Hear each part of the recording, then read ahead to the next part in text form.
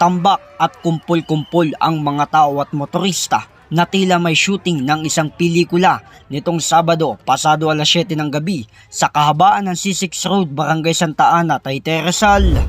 Ang pinagkakaguluhan, yung pala ay isang lalaking nag-aamok na may hawak-hawak na 1 taong gulang na bata na kanya palang sariling anak.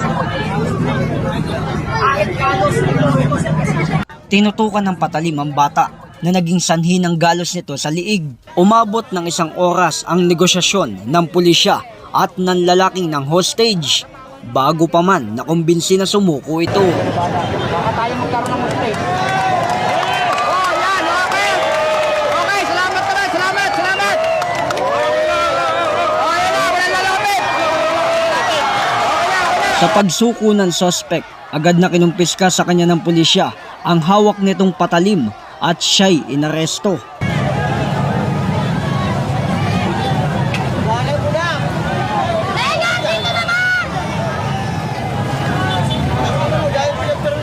Ayon sa pulisya, nag-ugat ang pango-hostage matapos sumanunghalayan ng suspect ang kanyang stepdaughter at ito'y sinampahan ng reklamong rape ng kanyang asawa.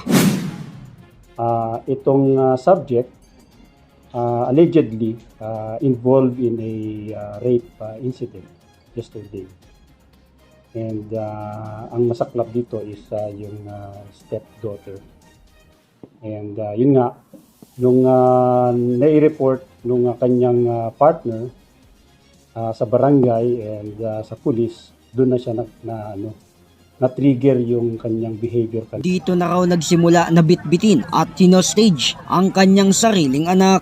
Base sa investigasyon, nagkaroon ng pagtatalo ang mag-asawa na siya naging dahilan na hostagein ang kanyang sariling anak. Yes, nung umuwi siya sa bahay nila, yun nga, at naalarma siya siguro dahil may mga pumupuntang barangay doon dahil nga sa nag-report yung kanyang wife. Yun ang trigger. Sa ngayon, nasa kustodiya ng Taytay Police ang suspect at siya'y himas rehas habang dumaraan sa inquest proceeding. J. Martin, JKRS News and Public Affairs.